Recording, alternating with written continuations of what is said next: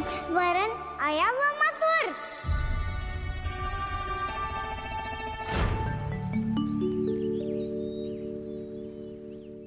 बहुत समय पहले की बात है।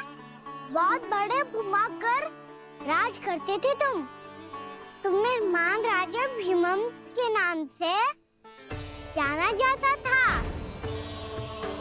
सब कुछ था तुम्हारे पास, पर शांति नहीं थी। इसीलिए शांति की खोज में अपना संपूर्ण राज अपने पुत्रों को सौंप कर हिमालय पर्वत की ओर चल दिए। अनेक वर्षों की तपस्या के बाद तुम्हारे तप की कीर्ति चारों ओर फैलने लगी और फिर सच्चे तपस्वी की धूप में तुम्हारी ख्याति से प्रभावित होकर महर्षि उलट तुमसे भेंट करने आए। राजा भीमरथ, आपने ईश्वर की प्राप्ति के लिए सब कुछ छोड़ दिया, पर अपना अभिमान नहीं छोड़ पाए। इसीलिए मेरे आगमन पर सम्मान के साथ खड़ा होना तो दूर, मेरा अभिवादन भी नहीं किया।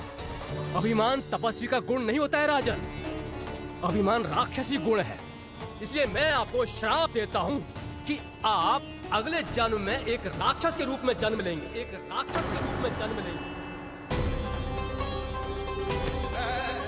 मुझे क्षमा कर दीजिए महर्षि, मैंने जानबूझकर आपका अपमान नहीं किया है।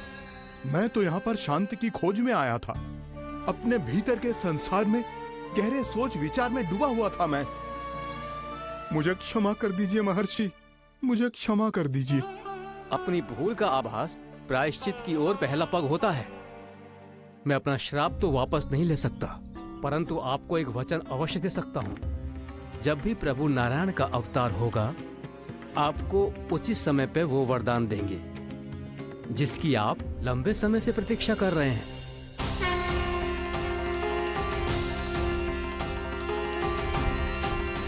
प्रभु, आपने मेरी आंखें खोल दी। अब मुझे पता चल गया है कि आप कौन हैं और मैं कौन हूँ। इसलिए आप मुझ पर कृपा करके अपने चरणों में स्थान दे दीजिए। मुझे वो शांति प्रदान कीजिए जिसकी खोज में मैं वर्षों से भटक रहा हूँ।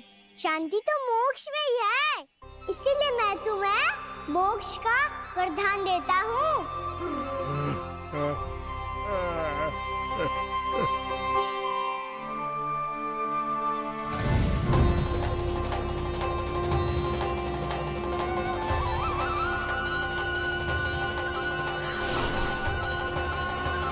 प्रभु की ये लीला सदैव स्मरण रखी जाएगी।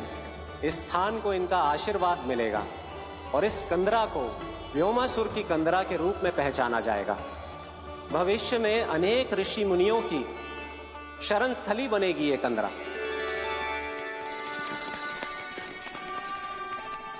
ये कोई साधारण बालक ना है। ऐसा चमत्कार कोई साधारण बालक थोड़ी ना कर सकते हो।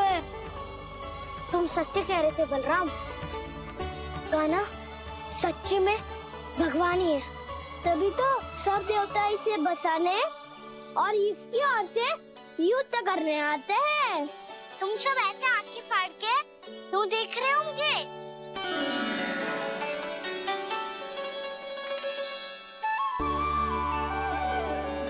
बलराम, तुम बलवान हो और कान्हा भगवान है। दूर दूर तक कोई दिखाई न दे रहा है। ना जाने किस हाल में होंगे बालक। कहीं हम ही तो मार्ग ना भटक गए शीघ्रता के चक्कर में। अब तो एक पग भी ना चलो जा रहे हो। जल, किसी के पास जल है क्या? कंठ तो मेरा भी सूख रहा है मौसी। भाभी, निकट ही जमुना जी है, कहूँ तो वहाँ से जल ले आओ। मैं भी जा रही हूँ भाभी, एक से भले दो। हाँ चल, शीघ्रता से आओ। हाँ।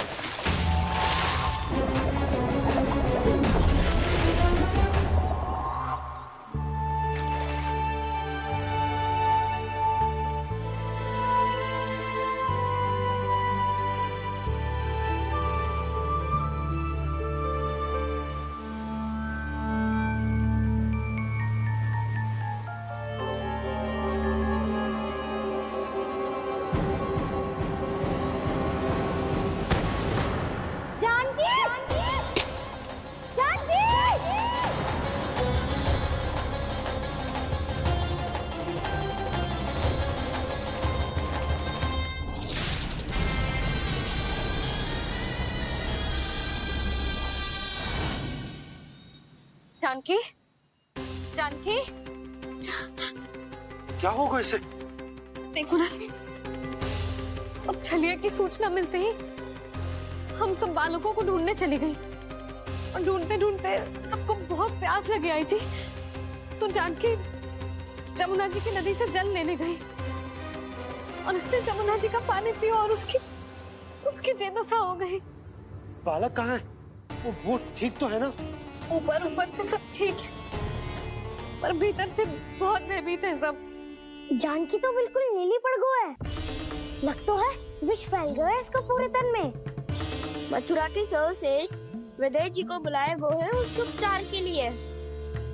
जैसे ही इसने जल को मुंह से लगाया, ये गिर पड़ी। चटपटाने का अवसर भी ना मिलो।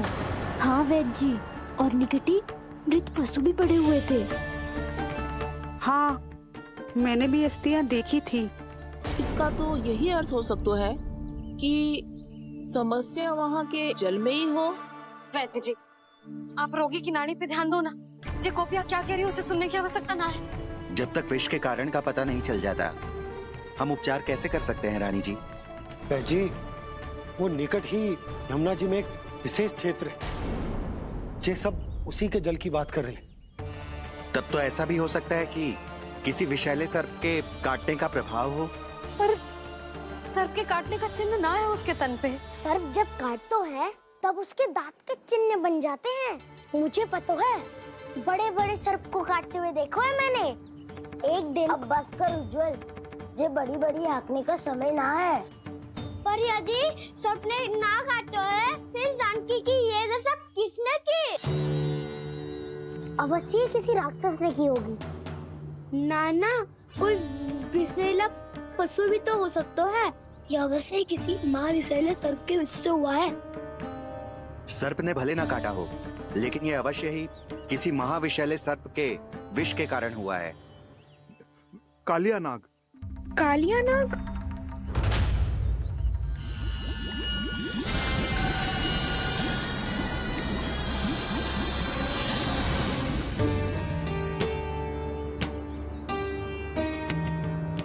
संकेतों से तो ऐसा लगता है कि जानकी ने कालिया नाग के क्षेत्र के विशाल जल पी लियो है। कालिया नाग एक लोक श्रुति है, कल्पना में गढ़ी हुई एक कथा, और कछु न है।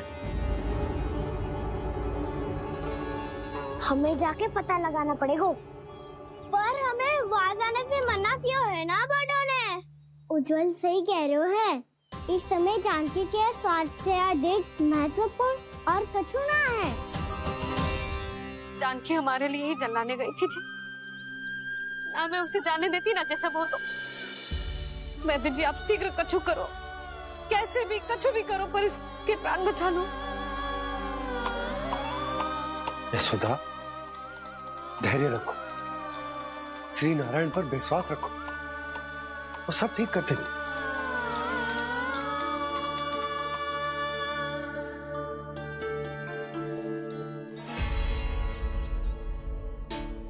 विष की काट की मेरे पास जितनी जड़ी बूटी थी, मैंने सब अर्क बना के पिला दी, पर इसकी दशा में अभी तक कोई सुधार नहीं दिख रहा है। यह अंतिम जड़ी बूटी है। अगर इससे भी चमत्कार नहीं हुआ, तो फिर जो नारायण की इच्छा।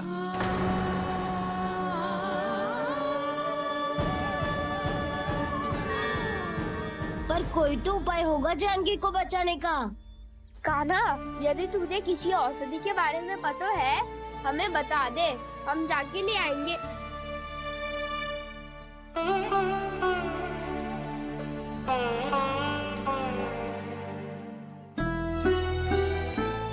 हे नारायण, हे प्रभु, मेरी जानकी के प्राण बचा ले प्रभु। या तो मैं अपने आप को कभी क्षमा न कर पाऊंगी। ये सारी मेरे ही कारण बनाई थी। उसकी रक्षा करो प्रभु, मेरी पुकार सुनो। कान्हा, तूने हमें वत्सासुर से बचाया था ना? और बकासुर से भी तो। और छलिया से भी तो तूने ही बचाया था ना हमें। क्या ऐसा कोई उपाय ना है जानकी को बचाने का? धनवंतरी,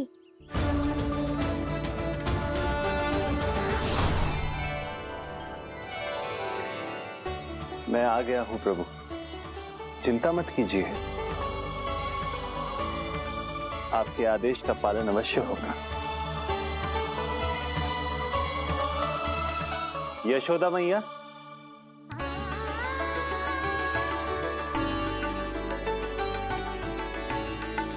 मैया आपको कोई पुकार रहा है।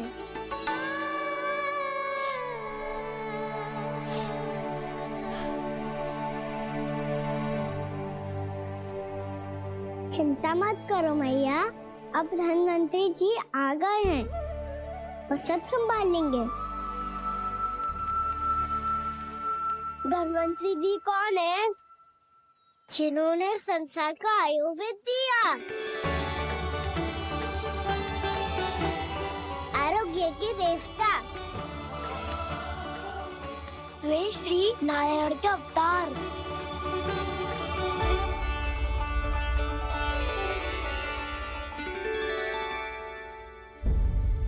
मुझे पता चला है कि आपको वेद की आवश्यकता है। हाँ हाँ, भीतर आइए।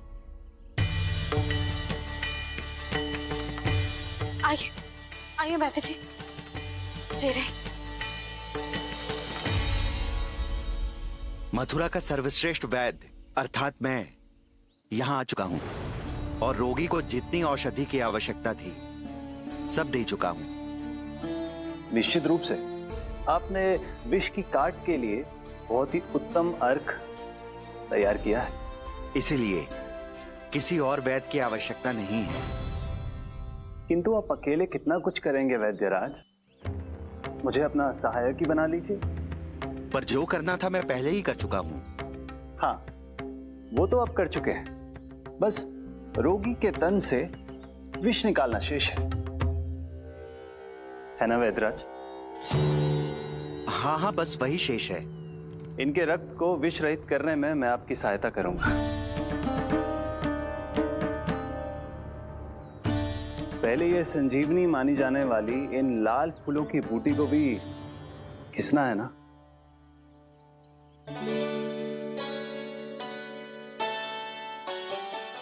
हाँ हाँ, तुम सही कह रहे हो, इसे अच्छे से घिसो।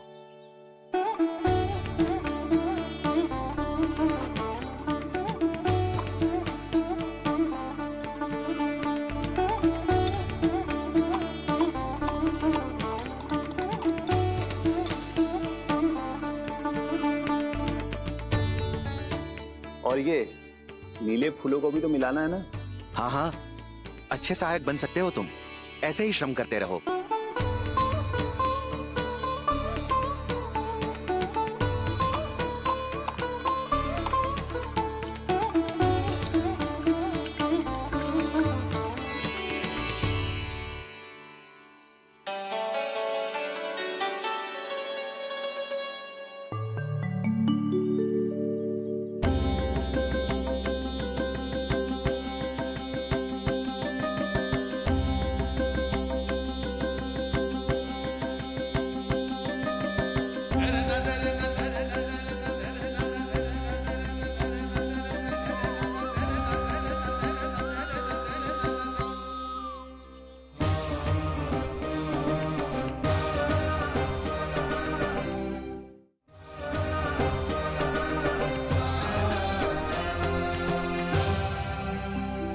जानकी स्वस्थ हो जाएगी ना धनवंतरी जी?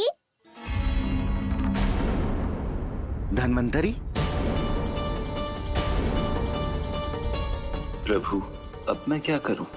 आपने तो स्वयं ही मेरी पहचान उजागर कर दी। जी क्या करो कान्हा? आप सब ऐसे क्यों देख रहे हो?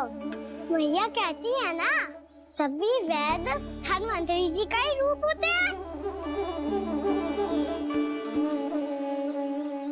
वाह कृष्णा, चतुर तो हो तुम। वैसे वास्तविक धन्वंतरी मैं हूँ, मेरा अर्थ है वास्तविक वैद्य मैं हूँ।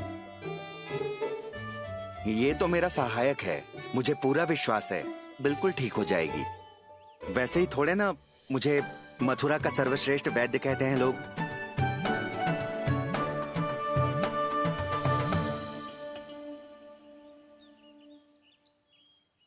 जसोदा भाभी, जशोदा जी, जानकी को चेतना आ गई। जानकी, जानकी, जानकी, तू ठीक है ना? क्षमा करना भाभी, मैं आपके लिए जल ना ला पाई। बस बहुत भूख लगी है। मैं अभी कच्छ लाती हूँ। जानकी, माखन खाओगी?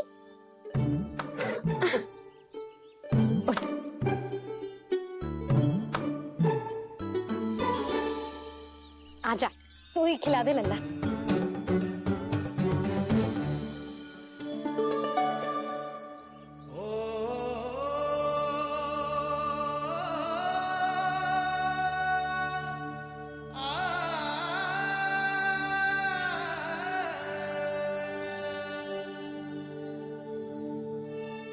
तुम सब मेरे लल्ला को माखन चोर कहती हो ना?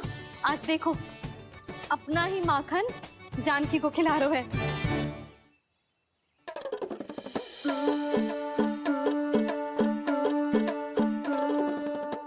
थोड़ा और विश्राम कर लो। सदैव तुम हम सबकी सेवा करती हो, आज मैं तुम्हारी सेवा करूंगा।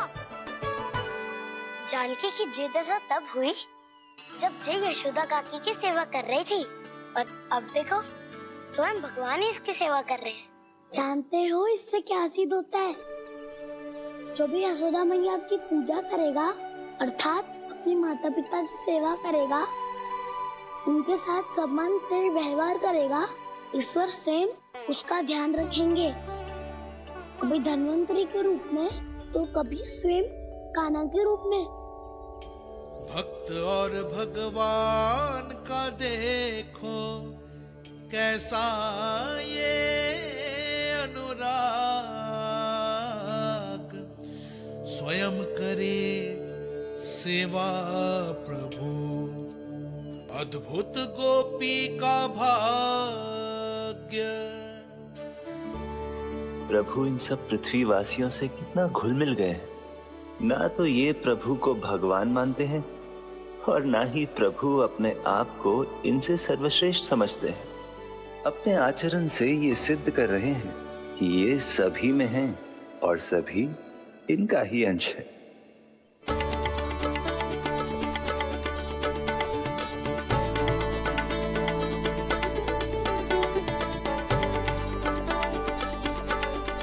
प्रभु, अब मुझे जाने की आज्ञा दीजिए।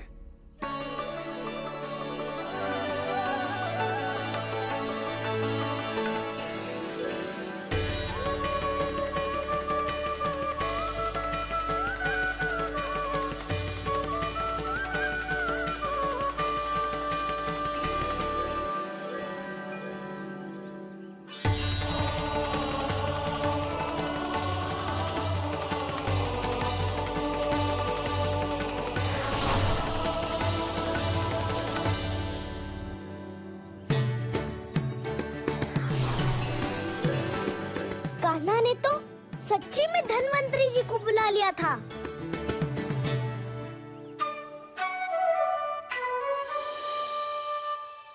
जब से कान्हा का जन्म हुआ है ना, मैं तब से देख रही हूँ, तब से हम पे कोई भी संकट आती है ना, तो अचानक से कोई अपरिचित हमारी सहायता करने आ जाता है।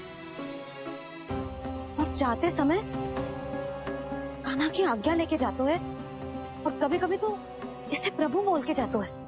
बाबा संभालो। यशोदा, इस जानकी को चढ़ो है और विचित्र विचार तुम्हारे मन में है। अरे सब जानते हैं कि हमारा परिवार राजसी, तुम्हें पता ना चलता हो वो, पर हमारे कान्हा को सब राजकुमार ही समझते हैं देखकर। इसीलिए उसे सम्मान देने के लिए सब ऐसा ही करते हैं, और कोई बात ना है।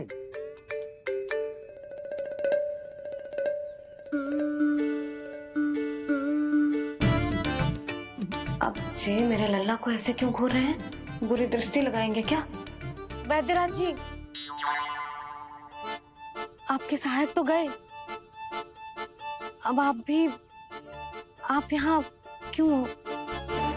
वो क्या है ना, मैं अपने रोगी का निरीक्षण करके पूरी तरह से संतुष्ट होकर ही जाता हूँ।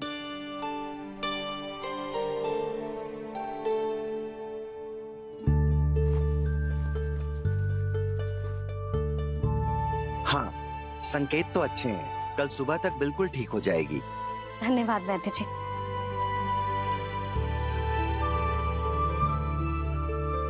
बस तो फिर हम कल पकड़न पकड़ाई खेलेंगे जानकी।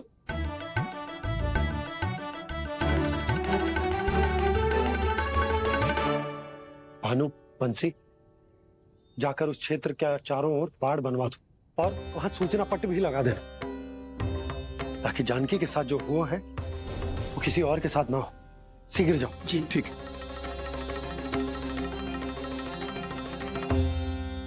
बाढ़ और सूचना पट लगवाने से समस्या का समाधान नहीं होगा बाबा। निर्दोष पशु सूचना पट देखकर भी कुछ समझ नहीं पाएंगे।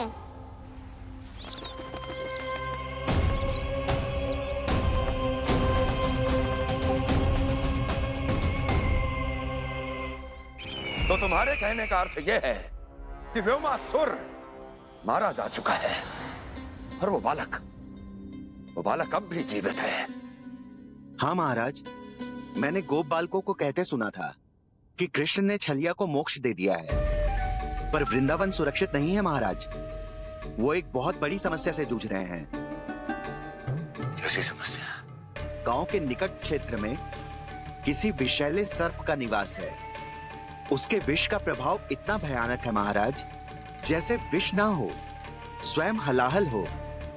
मेरी कोई भी औषधि रोगी का उपचार नहीं कर पा रही थी। निकट के क्षेत्र में कहाँ है वो सर्प? गोप मानते हैं कि वो सर्प गांव के निकट यमुना नदी के जल में रहता है।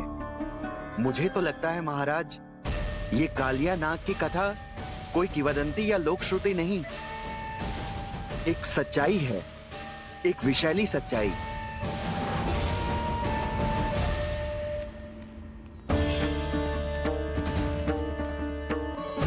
कालिया का सामना करने का समय आ गया है, पर उससे पहले मुझे बुलाना होगा उन्हें।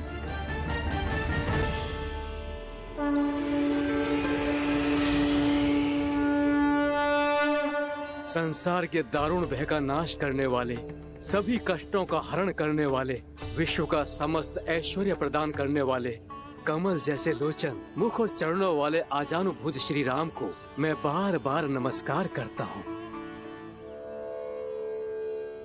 आपदामपहर्तारं दातारं सर्व संपदा, लोकाभिरामं श्री रामं भूयो भूयो नमाम्यहम्। कागभूषोंडी, कागभूषोंडी, कागभूषोंडी। प्रभु क्षमा करें, मुझे जाना होगा।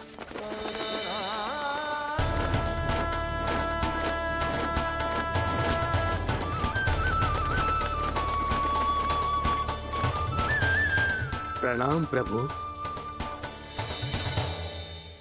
अनेक बार मैं आपके दर्शनों के लिए आया प्रभु।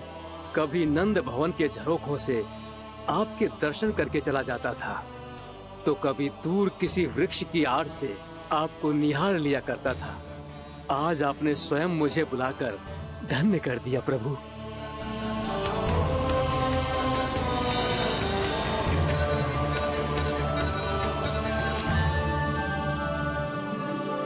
मैंने आपको यहाँ एक विशेष कारण से बुलाया है। आपके श्राप से इस कालिया नाग को मुक्त करने का समय आ गया है। ये तो बहुत ही उत्तम समाचार है प्रभु। इतने वर्ष बीत गए, मुझे आज भी स्मरण है वो दिन जब मैंने उन्हें श्राप दिया था। अपने क्रोध पर नियंत्रण खोकर बहुत बड़ी भूल कर दी थी मैंने प्रभु। बीती हुई घटनाओं पर दुखी होके कोई लाभ नहीं है। हमें भविष्य की ओर देखना होगा।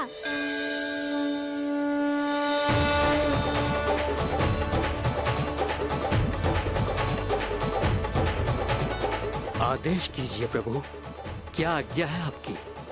जब मैं कालिया नाग का सामना करने जाऊं, तो आप यही रहेगा। आपको अपने आप पता चल जाएगा कि कब क्या करना है। और हाँ, लौटते जाते समय नारद मुनि से कहिएगा, वो आकर मुझसे भेंट करे। अवश्य प्रभु, प्रणाम। क्या इसने सच्ची में देवर्षि नारद को बुलाया है? नारायण नारायण, आपको संदेश भेजने की आवश्यकता नहीं थी। आप स्मरण करते और मैं चला आता। तुम्हारा कल्याण हो नारद।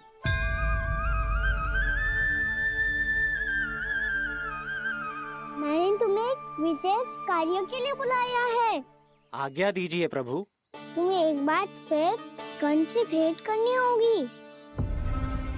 विचार कीजिए महाराज, क्या आप बिना किसी शंका के कह सकते हैं कि कौन सी पंखुड़ी पहली है और कौन सी 8वीं? उस दुष्ट से भेंट करना स्वयं कीचड़ में उतरने के समान है प्रभु। कमल पुष्प प्राप्त करना हो तो कीचड़ में उतरना पड़ता है नारद। आपका आदेश तो मैं स्वप्न में भी नहीं टाल सकता प्रभु। कंस कालिया नाग के बारे में जान गया है, पर वो उसका सामना करने का साहस नहीं कर पाएगा। मैं आतुर हूँ प्राप्ति, मूर्ख नहीं। मेरी बुद्धि फिर नहीं गई है। मैं स्वयं उस कालिया जैसे महाविषैले सर्प के सामने खड़ा हो जाऊं और अपने ही काल को आमंत्रित कर लूं। तो फिर अपने लाभ के लिए उसका प्रयोग करने का कोई और उपाय सोचिए स्वामी। कुछ ऐसा कीजिए कि यमुना नदी का पूरा जल विषैला हो जाए और वृंदावन वासी उसका उपयोग करे, और आपका काल कहलाने वाला वो बालक स्वयं काल के गाल में चला जाए। उत्तम उत्तम सुझाव है प्राप्ति। अब मुझे उस कालिया तक पहुंचने का मार्ग ढूंढना होगा। उसको विवश करने का कोई उपाय ढूंढना होगा, क्योंकि व्यक्तिगत रूप से उससे भेंट करना असंभव है। असंभव। आप सही कह रहे हैं प्रभु। कंस में उतना सामर्थ्य नहीं कि वो कालिया नाग का सामना स्वयं कर सके। वैसे तो कालिया गरुड़ देव का भी सम्मान नहीं करता, तो फिर वो कंस का सम्मान क्यों करेगा भला? नहीं करेगा, पर कंस तुम्हारा सम्मान अवश्य करेगा नारद। तुम्हारी बातें भी सुनेगा और मानेगा भी। ये मेरी योजना का बहुत ही महत्वपूर्ण भाग है। तुम कंस के पास जाओ और कहो कि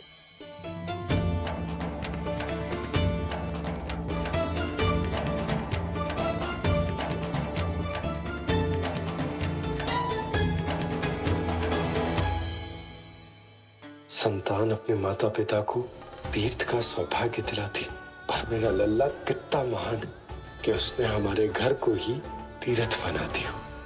ऐसा तीर्थ जहां मेरी आंखों के सामने भक्त और भगवान का मिलन हो रहा है।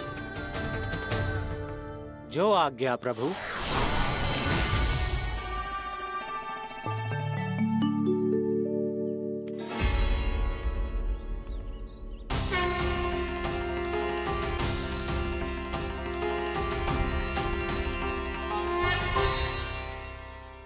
बाबा, कान्हा, ये सब क्या चल रहा है? पहले काग भुसुंडी जी और फिर जे नारद जी। क्या योजना बना रहे हो तुम? कान्हा, बताना लल्ला, क्या सोच रहे तू? कान्हा देख, अगर तुझे अपने बाबा को ना बताना हो ना, अपने भक्त को बता दे। क्या सोच रहे हो लल्ला? क्या करने वाले हो आप?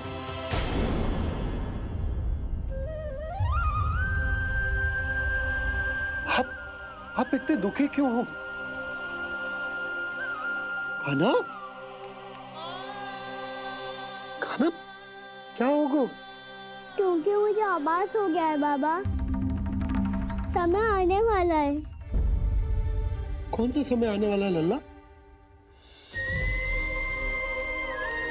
ये सब कुछ बदलने वाला है। भैया को मेरा सत्य पता चल जाएगा बाबा।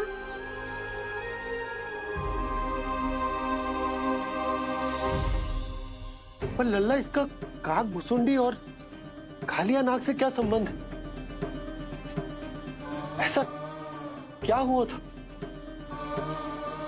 और क्या होने वाला है?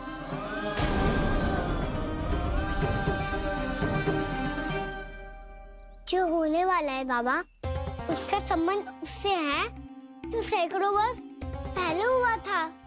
महर्षि भृगु के एक वंशज थे वेद शिरोमणि, जो विंध्याचल की पहाड़ियों में साधना कर रहे थे। तभी वहाँ अश्वशिरा नाम के एक दूसरे मुनि आमंत्रण के बिना ही आ गए।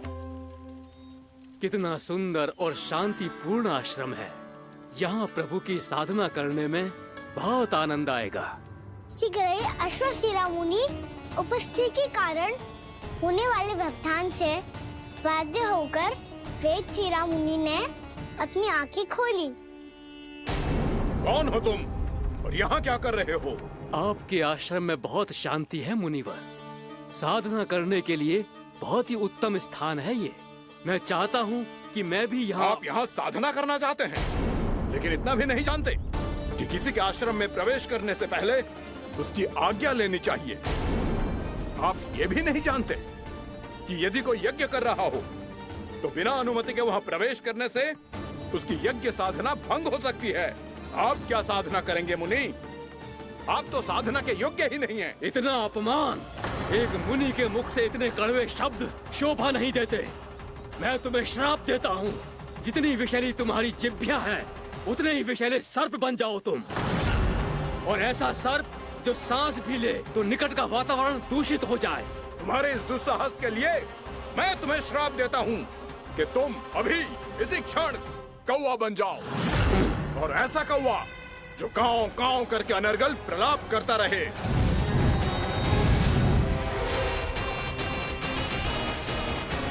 ये मैंने क्या किया? ये मैंने क्या किया? क्रोध के कारण दोनों ने एक दूसरे को श्राप दे दिया। पर दोनों ही मेरे भक्त थे, और भगवान होकर मैं अपने भक्तों को इतनी कठिनाई में कैसे देख सकता था। इसीलिए जिस संकट में उन दोनों ने अपने आप को फंसा लिया था, उसका समाधान करने में मैं उनके पास गया।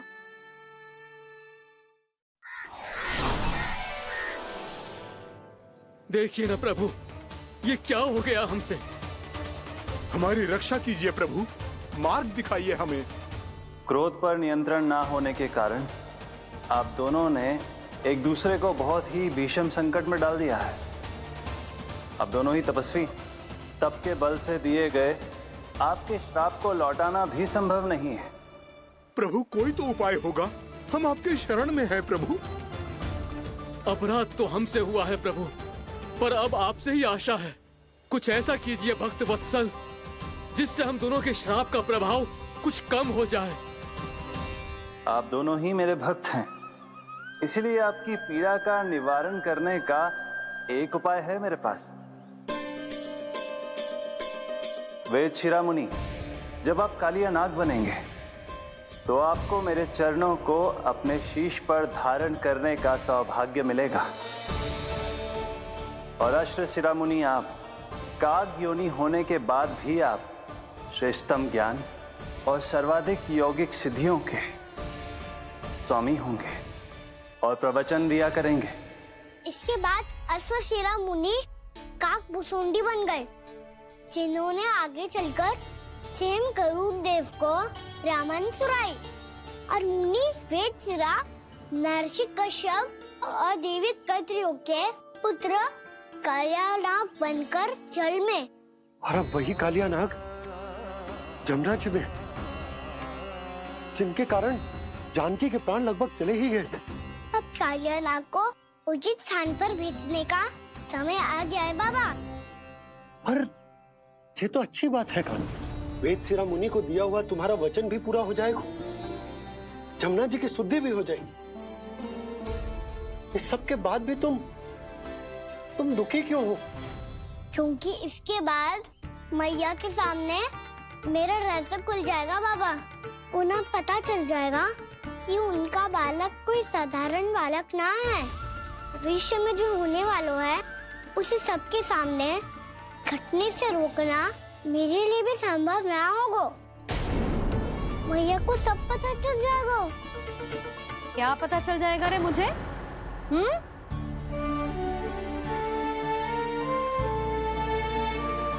यही कि सबसे अधिक प्रेम मैं आपसे ही करता हूँ। अब बस भी कर। चलो, भोजन के लिए बुलाने आई थी तुम दोनों को। भूखा थोड़े ना रहने दूंगी अपने लल्ला को। मेरा लल्ला दुर्बल हो जाएगा ना। आप खिलाओगे तो ही खाऊंगा। हाँ ठीक है, मैं ही खिलाऊंगी। अब चल, आओ जी, चल।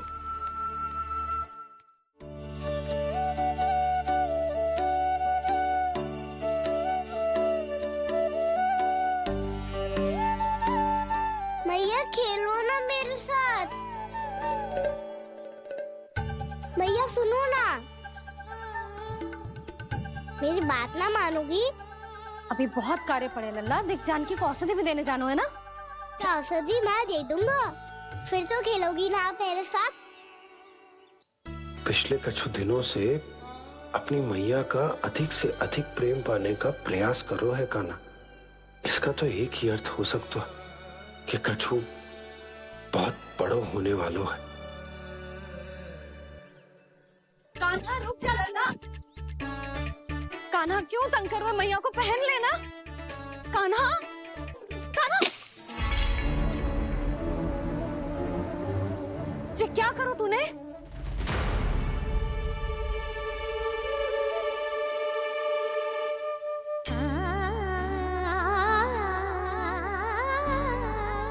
अच्छा ठीक है, अब मुंह लटकाने की आवश्यकता ना है।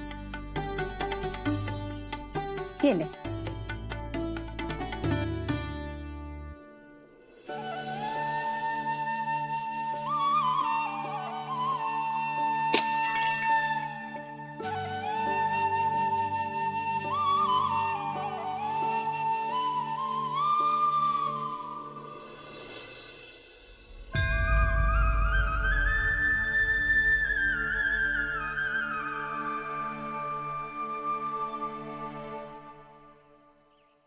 तंग करे मैया को खिजाए, खेले रूठे मनाए, लीला अनोखी करके शरारत, कान्हा दंड भी पाए।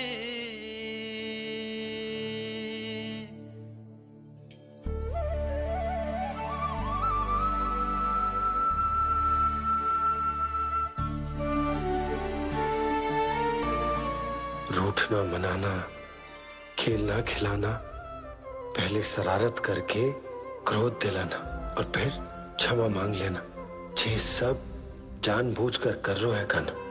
जैसे जीवन भर के लिए अपनी मैया की ममता को अपने हृदय में समेट कर रखना चाहते हो। कैसे कैसे करूं उस कालिया से मित्रता, कैसे करूं उसका उपयोग?